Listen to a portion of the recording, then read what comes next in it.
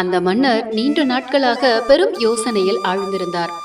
அந்த காரியத்தை செய்வோமா வேண்டாமா என்று தவியாய் தவித்துக் கொண்டிருந்தார். அதற்கு காரணம் இருந்தது. அந்த நாட்டில் கடந்த சில ஆண்டுகளாக போதிய மழை பெய்யவில்லை. விவசாயம் செய்ய முடியாத சூழ்நிலை. மக்களுக்கு வேலை வாய்ப்புகளும் கிடைக்கவில்லை. இன்னொரு பக்கம் உணவு பற்றாக்குறையால் நிலவும் பஞ்சம். நாட்டு மக்களின் நிலை இப்படி என்றால் அரண்மனையில் மன்னருடைய கஜானாவும் காலியாகி கிடந்தன. மக்கள் மீது வரி விதித்தால் மட்டுமே கஜானாவுக்கு பணம் வரும் என்கிற நிலை. ஒருவேளை மக்கள் மீது வரி விதித்தால் அவர்களுக்கு அரசாங்கம் மீது கோபம் வருமே என்று கவலைப்பட்டு கொண்டிருந்தார் அந்த மன்னர். அரசவையை பலமுறை கூட்டி ஆலோசித்து பார்த்துவிட்டார். வரி என்கிற பெயரில் மக்களை கஷ்டப்படுத்தாமல் ஒரு முடிவு எடுக்க அவரால் முடியவில்லை. இந்த சூழ்நிலையில்தான் துறவி ஒருவர் மன்னரை காண அரண்மனைக்கு வந்தார். துறவியை வணங்கி வரவேற்றார் மன்னர்.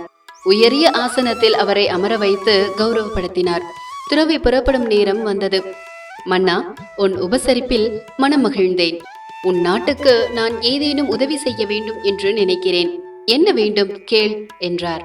இதுதான் தக்க சமயம் என்று நினைத்த மன்னன் தன் மனதில் உறுத்தி கொண்டிருந்த கேள்வியை துறவியிடம் கேட்டுவிட்டார்.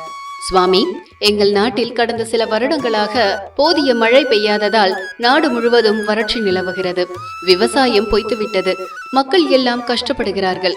ஏன், அரசாங்க கஜானா கூட காலியாகிவிட்டது. இதையெல்லாம் சரி செய்ய வேண்டும் என்றால் மக்கள் மீது வரி விதிக்க வேண்டும். ஏற்கனவே கஷ்டத்தில் இருக்கும் மக்கள் மீது இந்த சுமையை ஏற்றினால் அவர்கள் கடும் கோபம் கொள்வார்கள். எனக்கு என்ன முடிவு எடுப்பது என்றே தெரியவில்லை. தாங்கள்தான் எனக்கு உரிய வழியை காண்பிக்க வேண்டும் என்றார் மன்னர். உடனே துறவி 3 தட்டுகளில் நாவல் பழங்களை கொண்டு வர சொன்னார். சிறிது நேரத்தில் துறவி முன்பு 3 தட்டுகளில் நாவல் பழங்கள் வைக்கப்பட்டன. மன்னருக்கு அருகில் அமர்ந்திருந்த ஜமீன்தார் ஒருவரை அழைத்த துறவி ஒரு தட்டு நாவல் பழத்தை அவரிடம் கொடுத்து, இதை நீங்கள் பற்களில் கரைபடாமல் உண்ண வேண்டும் என்றார். நாவல் பழங்கள் கொண்ட தட்டை துறவியிடம் இருந்து வாங்கிய ஜமீன்தார் தன் பையில் இருந்த சிறிய கத்தியை எடுத்து அதை கொண்டு அந்த நாவல் பழங்களை சீவி பற்களில் படாமல் அப்படியே விழுங்கினார். அவருடைய நாக்குதான் நிறம் மாறியதை தவிர பற்களில் நாவல் பழத்தின் கரை படியவில்லை. பிறகு வியாபாரி ஒருவரை அங்கே வர சொன்னார் துறவி. அந்த வியாபாரியிடம் 2வது தட்டு நாவல் பழங்களை கொடுத்து பற்களில் கரைபடாமல் சாப்பிட சொன்னார்.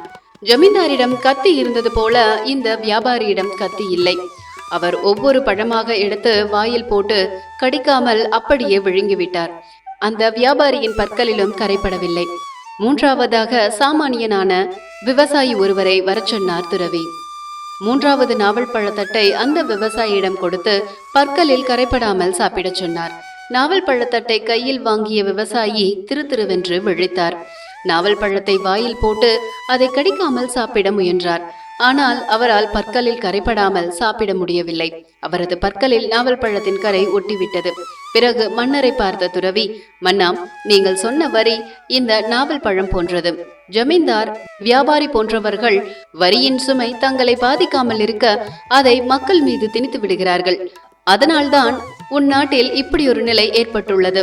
பணம் இருப்பவர்கள் இந்த பஞ்ச காலத்திலும் தப்பிவிடுகிறார்கள்.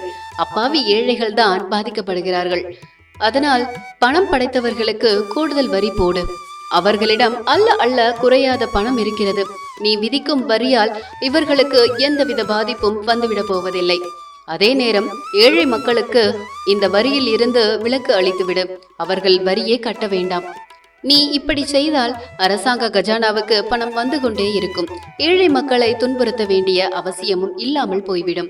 கூடவே நாட்டில் ஏற்பட்டுள்ள பஞ்சத்தையும் படிப்படியாக விரட்டிவிட முடியும்.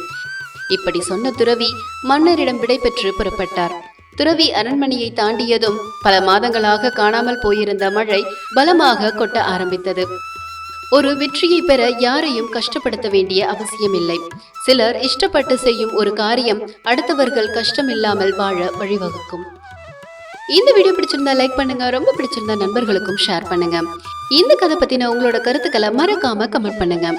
இது போன்ற சுவாரஸ்யமான கதைகளை தெரிந்து கொள்ள நம்ம ஆன்மீகம் ஆனந்தம் சேனலை மறக்காம சப்ஸ்கிரைப் பண்ணிட்டு கூடவே பெல் நோட்டிபிகேஷன் பட்டனையும் ஆன் பண்ணிக்கோங்க. அப்பதான் நாங்க போடுற ஒவ்வொரு கதையும் உடனுக்குடன் நோட்டிபிகேஷனை உங்களை வந்து சேரும்.